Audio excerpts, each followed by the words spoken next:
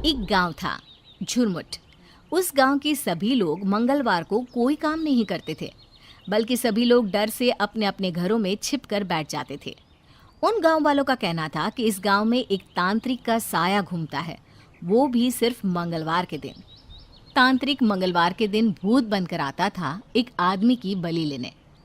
और आज सोमवार था, इसलिए सभी अपने खेतों में जल्दी जल्दी काम निपटाकर घर के लिए जा रहे थे।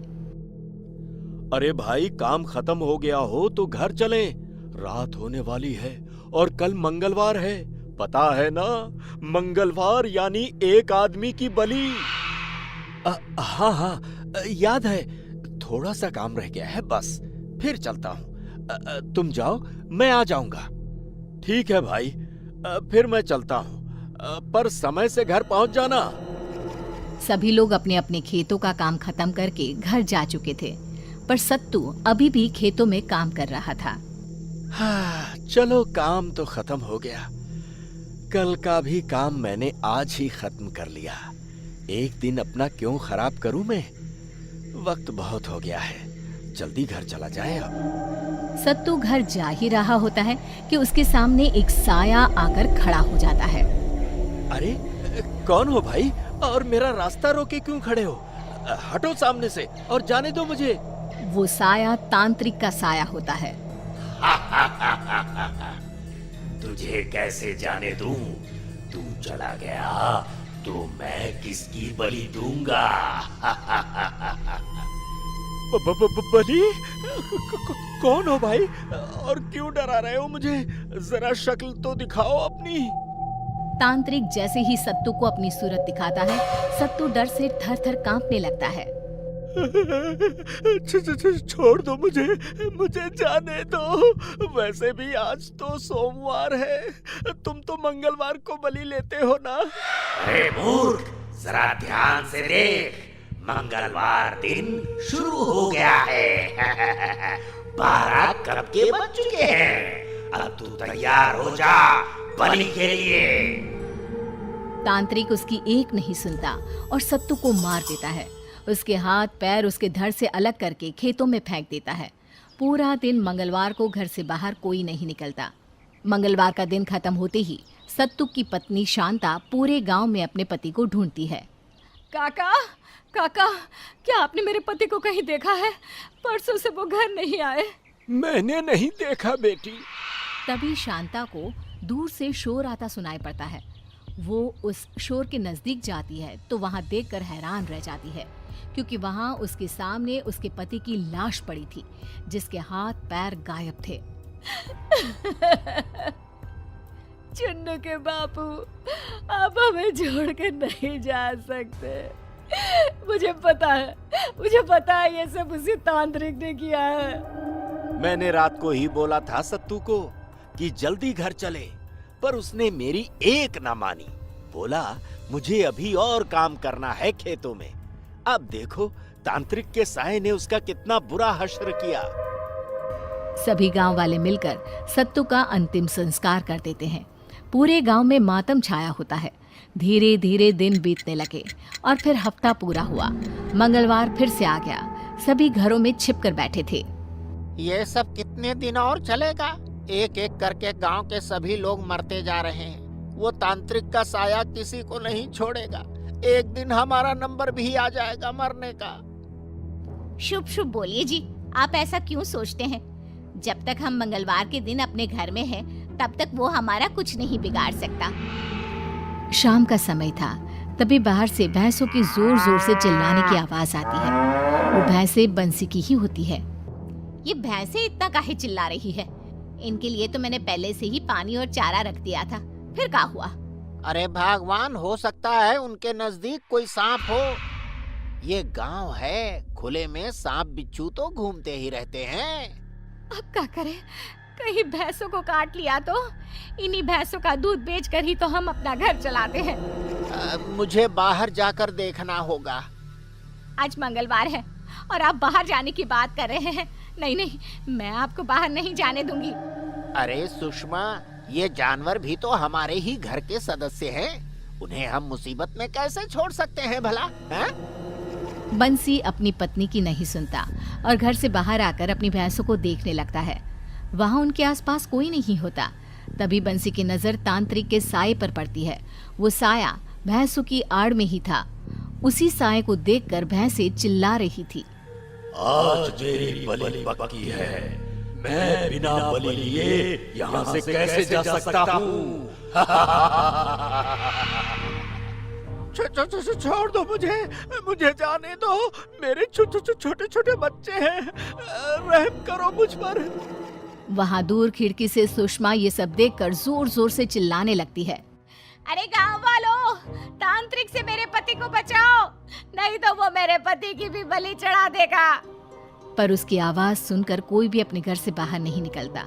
सभी खिड़की से खड़े खड़े तमाशा देख रहे थे। बस किसी की हिम्मत नहीं होती है बंसी को बचाने की। सबको अपनी जान की पड़ी थी। तभी तांत्रिक बंसी के धड़ से उसका सर अलग कर देता है। मार दिया उसने मेरे पति को, अब मैं जी कर क्या करूंगी? अरे ओ तांत्रिक, मुझे और मेरे बच्चों को भी मार दे। अभी नहीं, अगले मंगलवार को आऊंगा फिर से एक बलि लेने। तांत्रिक डरावनी हंसी हंसते हुए वहां से गायब हो जाता है। फिर से गांव में मातम छा जाता है। सुबह होते ही सभी गांव वाले सरपंच के पास जाते हैं। सरपंच जी, ये सब कब तक चलेगा? एक एक करके वो तांत्रिक सभी को मारता जा रहा है। सब पता होने पर भी हम हाथ पे हाथ रखकर कैसे बैठ सकते हैं? नरेश बिल्कुल सही बोल रहा है सरपंच जी। अब आप ही बताइए क्या करें जिससे कि तांत्रिक का साया इस गांव से हमेशा के लिए चला जाए। अब आप सबकी जिम्मेदारी मैं लेता हूँ। अगले मंगलवार किसी भी गांव वाले की जान नहीं जाएगी। मतलब क्या है आपका सरपंच जी? किसी की जान नहीं जाएगी? कुछ समझ में नहीं आया। मतलब ये है कि हमारे पास एक हफ्ता है। अगर मैं कुछ नहीं कर पाया तो मैं खुद तांत्रिक के सामने अपनी बलि दे दूंगा। सरपंच की ये बातें सुनकर सभी हैरान रह जाते हैं। अगले दिन सरपंच बड़ी गहरी सोच में डूबा हुआ हुक्का पी रहा था। तभी शहर से उसका पोता मानव वहां आता है। बताओ तो कौन है? इन हाथों के स्पर्श को मैं कैसे भूल सकता हूँ? ये हाथ मेरे पोते मानव के हैं। दादाजी, आपने मुझे झट से पहचान लिया, वो भी बिना देखे। मानव अपने दादाजी के पैर छूता है। दादाजी, आप कैसे हैं? अच्छा, पहले ये बताइए, मैंने देखा आप बड़ी गहरी सोच में बैठे हुए थे। ऐसा क्या सोच रहे थे कि मेरे आने की आहट भी आपने नहीं सुनी? हमेशा तो आप मेरी आहट से ही मुझे जान जाते थे। ऐसा कुछ नहीं है। अच्छा बताओ, मेरा मानव बेटा कैसा है? शहर का खाना खाने से तू कितना दुबला पतला हो गया है। मेरी बात दादाजी ने काट दी। मुझे लगता है जरूर कोई खास बात है जो दादाजी मुझे बताना नहीं चाहते। अच्छा दादाजी, मैं जरा अपने दोस्तों से मिलकर आता हूँ। मानव अपने दोस्तों से मिलने जाता है। उसे वहां से पता चलता है तांत्रिक के बारे में और इस मंगलवार सरपंच क्या करने वाले थे उसके बारे में भी। शायद दादाजी यही सोच रहे थे, इसलिए उदास दिख रहे थे। मैं उन्हें मरने नहीं दूंगा। मानव मंगलवार आने का इंतजार करता है। आखिर मंगलवार का दिन आ ही गया। मानव बेटा, आज तुम घर से बाहर मत जाना, अंदर ही रहना। ऐसा क्यों दादाजी? मैं तो जरूर जाऊंगा। अरे नहीं नहीं बेटा, तू अपने दादाजी की बात नहीं मानेगा क्या? दादाजी, मुझे सब पता चल गया है। आज उस तांत्रिक को आप नहीं, मैं दूंगा अपनी बलि। इतना बोलते ही मानव घर से बाहर चला जाता है। तभी उसके सामने तांत्रिक का साया आकर खड़ा हो जाता है। आज इसे मेरे हाथों से कोई नहीं बचा सकता। जैसे ही तांत्रिक मानव को मारने के लिए हाथ उठाता है, मानव के शरीर से एक तेज रोशनी निकलकर तांत्रिक को पीछे धकेल देती है। ये क्या था? मैं इतना कमजोर क्यों महसूस कर रहा हूँ? और वो रोशनी कैसी थी? हाँ? मानव भी ये देखकर हैरान था। तभी उसे याद आता है कि उसने हनुमान जी का लॉकेट पहना है। ये सब उसी लॉकेट का चमत्कार है। अब ये लॉकेट ही हमें बचाएगा और इस तांत्रिक के साये को भगाएगा यहाँ से हमेशा के लिए। मानो जैसे ही वो लॉकेट तांत्रिक के सामने करता है, तांत्रिक डर के वहां से भाग जाता है और फिर कभी नहीं आता उस गांव में। शहर की डायन। श्वेता नाम की एक लड़की थी। उसकी उम्र थी 22 साल और कंजोर नाम के शहर में जॉब करती थी। शहर में किराए के मकान में अकेली ही रहती थी। उसके घर वाले गांव में रहा करते थे। श्वेता का रोज शहर के हाईवे वाले रोड से जॉब से घर का आना जाना रहता था। एक रात को श्वेता जॉब से देरी से आती है।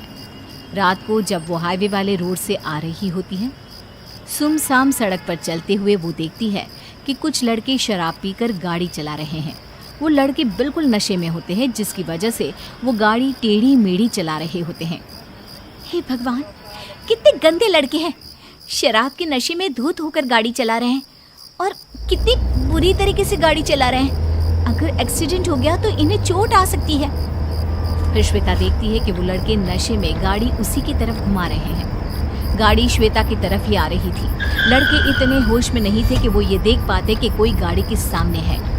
उनका अब गाड़ी पर कंट्रोल नहीं रहता और गाड़ी श्वेता को टक्कर मार देती है। श्वेता का एक्सीडेंट हो जाता है। गाड़ी सड़क के कोने में जाकर ठुक जाती है, जिसकी वजह से उन लड़कों को भी बहुत चोट आती है। श्वेता की एक्सीडेंट में ही मौत हो जाती है। सुबह जब उस हाईवे पर पुलिस घूम रही होती है तो वो देखती है कि एक गाड़ी सड़क के कोने में ठुकी हुई है। ये देखकर पुलिस वाले आपस में बात करने लगते हैं। लगता है कि गाड़ी का एक्सीडेंट हुआ है। अंदर ये 3-4 लड़के भी बैठे हैं और गाड़ी में कुछ शराब की बोतलें भी मिली हैं। लगता है कि एक्सीडेंट शराब के नशे में धुत होने की वजह से हुआ है। हाँ, लगता तो ऐसा ही है। इस मामले की पूरी तरह से तहकीकात करेंगे। देखते हैं कि इस सड़क पर और क्या क्या सुराग मिलते हैं। वो दोनों पुलिस वाले उस सड़क पर थोड़ा और आगे जाते हैं तो उन्हें सड़क पर श्वेता की लाश पड़ी हुई मिलती है। उसका शरीर खून से पूरा लिपटा पड़ा था। ये देखो, ये लड़की की लाश। लगता है कि इसका उसी गाड़ी से एक्सीडेंट हुआ है। हाँ, मुझे भी यही लगता है। पर ये लड़की है कौन? कहाँ रहती है? नाम क्या है इसका? ये देखो, वहां सड़क के कोने में वो बैग शायद इसी लड़की की लगती है। फिर दोनों पुलिस वाले उस बैग से उस लड़की के बारे में कुछ ढूंढने लगते हैं। उनको श्वेता का आई कार्ड मिलता है, जिससे उसका नाम और घर का पता मिलता है। अच्छा, तो इस लड़की का नाम श्वेता है। फिर पुलिस वालों ने श्वेता का घर का पता नोट कर लिया। अब हमें श्वेता की मौत की खबर इनके घर वालों को देनी पड़ेगी। जब पुलिस वाले श्वेता के घर पहुंचते हैं तो मकान मालिक उनसे कहता है कि श्वेता का घर वाला कोई रहता ही नहीं है। उसके घर वाले तो गांव में रहते हैं। वो यहाँ अकेली रहती थी, जॉब करती थी, जॉब से सीधा घर आती थी। ये सुनकर कि श्वेता के घर वाले वहाँ नहीं रहते, पुलिस वाले इस मामले पर ज्यादा गौर नहीं करते। उसी रात को जहाँ श्वेता की मौत हुई थी, वहाँ एक डायन बैठी हुई थी। वो श्वेता की आत्मा थी जो एक्सीडेंट होने के बाद शरीर से निकलकर डायन बन गई। मेरी मौत उन लड़कों की वजह से हुई क्योंकि उन्होंने शराब पी रखी थी। मुझे रात को इस शहर में जो भी मिलेगा मैं उसे मार दूंगी। इतना कहकर डायन रात को पूरे शहर का चक्कर लगाने लगती है। डायन अब रोज रात को आया करती और उसे जो भी शहर में रात को शराब पीता हुआ मिलता उसे मार देती। चूंकि वो शहर था इसलिए वहाँ ज्यादा लोग शराब पिया करते थे और उन्हें डायन मार दिया करती थी। पुलिस के पास इस हादसे की कंप्लेंट्स ज्यादा आने लगी तो पुलिस भी चिंता में पड़ गई कि आखिर यह कत्ल कौन कर रहा है। पुलिस को ये तो समझ में आ रहा था कि कत्ल सिर्फ उसी का हो रहा है जो शराब पीता है। पूरे शहर में ये बात फैल गई। लोगों ने शराब पीना बंद कर दिया, पर एक ऐसा इंसान भी था जिसका इस बात पर बिल्कुल विश्वास नहीं था। उसे इस बात का कोई डर नहीं था और वो था श्वेता के घर का मकान मालिक। एक बार श्वेता के घर का मकान मालिक रात को अपने घर के बाहर बैठकर शराब पी रहा था। अरे भाई वाह, आज तो मैं जमकर शराब पीऊंगा, मजा आ जाएगा। आज तो बीवी भी घर पे नहीं है। मकान मालिक शराब की बोतल खोल ही लेता है कि तभी पीछे से कुछ आवाज आती है। ऐसे लगता है जैसे पीछे कोई खड़ा हो। मकान मालिक जब पीछे मुड़कर देखता है तो वो बहुत डर जाता है। वो देखता है कि एक डरावनी डायन उसके पीछे खड़ी हुई है। डायन ने मकान मालिक के कंधे पर हाथ रखा। मकान मालिक ये देखकर बहुत डर गया। इससे पहले कि वो चिल्लाता, डायन ने उसके सर पर शराब की बोतल दे मारी और मकान मालिक मर गया। फिर डायन वहां से चली गई। सुबह पुलिस ने जब मकान मालिक की लाश देखी तो वो भी डर गए। अब ज्यादा पुलिस वाले वहां पर तैनात हो गए थे। अब तो कोई ना कोई उपाय निकालना ही पड़ेगा। अगर ऐसे ही शहर के लोग मरते रहे तो शहर की आबादी खत्म हो जाएगी। हाँ, उपाय तो बहुत जल्दी निकालना पड़ेगा। ऐसे हादसे शहर में बढ़ते ही जा रहे हैं। हम एक काम करते हैं, रात को शहर में एक तांत्रिक बुला लेते हैं, फिर देखते हैं कि आखिर ये मांजरा है क्या। वो दोनों पुलिस वाले ऐसा ही करते हैं। एक रात को शहर के सबसे बड़े तांत्रिक को बुलाकर उसे सारी बात बताते हैं और एक गली में उन्हें बिठाकर उनके सामने नकली शराब की बोतल रख देते हैं ताकि मारने वाले को लगे कि वो आदमी शराब पी रहा है, और अगर वो उस पर हमला करे तो इन लोगों को पता चल जाएगा कि आखिर शहर में कत्ल कौन कर रहा है। तांत्रिक वहीं गली में बैठकर अपना तंत्र मंत्र का सामान अपने झोले में रखकर तैयार रहता है और अपने सामने शराब की बोतल रख देता है। वो डायन वहीं शहर की गलियों में घूम रही होती है। तभी उसकी नजर उस तांत्रिक पर पड़ती है। अरे वाह, मिल गया मुझे अपना शिकार। अब मैं इसे नहीं छोड़ूंगी, मैं इसे मार दूंगी। जो भी शहर में शराब पिएगा मैं उन सबको मार दूंगी, किसी को नहीं छोड़ूंगी। इतना कहकर डायन उस तांत्रिक को मारने उसके पास चली जाती है। डायन धीरे से उस तांत्रिक के पीछे आती है। तांत्रिक को डायन के आने की आहट सुनाई पड़ जाती है। जैसे ही डायन उसके कंधे पर हाथ रखने वाली होती है, तांत्रिक अपने झोले में से पवित्र जल निकालकर उसके ऊपर फेंक देता है। पवित्र जल पड़ते ही डायन को जलन होने लगती है और वो बहुत जोर जोर से दर्द में चिल्ला उठती है। तांत्रिक मौका देखकर जादू टोने वाली रस्सी से उस डायन को बांध लेता है और अपने सामने बिठा देता है। बता डायन, तू यहाँ क्यों आई है? क्यों शहर की गलियों में घूमती रहती है? क्यों लोगों को मारती है? बता वरना मैं तुझे भस्म कर दूंगा। बताती हूँ। मैं मरने से पहले श्वेता नाम की लड़की थी। मैं जॉब से घर हाईवे के रास्ते से आती थी।